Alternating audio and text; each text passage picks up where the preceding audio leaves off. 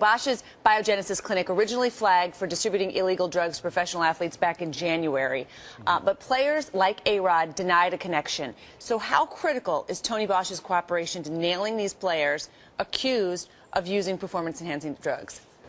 Well, Christine, I think that Bosch is absolutely critical. I mean, he's everything to Major League Baseball's case against these 20 or so players. When you look at the fact that Tony Bosch could bring forth sworn testimony, that he could bring forth evidence, and this could go as far as phone records, this could go as far as receipts, we know that there's been some handwritten notes out there since January that have implicated these names and inculpated these players. So he's the connection, he's the missing link, and he could be the smoking gun, if you will, for Major League Baseball to have a strong case against these 20 or so players. Joe, why is he cooperating now, do you think? Why has he changed his tune? Well, I think it's because Tony Bosch has been essentially backed into a corner. I mean, he needs Major League Baseball as much as Major League Baseball needs him.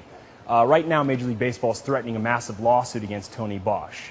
So he has no opportunity or money or finances or power to fight Major League Baseball's lawsuit. His clinic is closed. He's broke. Apparently, he's living with family and friends.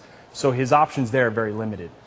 He also could possibly be facing criminal charges. Major League Baseball is saying, you cooperate with us, you bring us your evidence, you tell us everything you know, and not only will we stop our lawsuit and drop our lawsuit against you, we'll also provide you protection for any harm that might be out there, and we'll also put in a good word to any law enforcement agencies that might be bringing criminal charges against you. So really, Tony Bosch has very few options out there right now. And of course, baseball needs him because there are no positive tests. They need his corroborating testimony and documents, whatever he has, to prove anything. Joe, one of the things I was surprised by is they're talking about 100-game suspensions for A-Rod and Ryan Braun. That's what you get for a second offense. How can they justify that, Major League Baseball?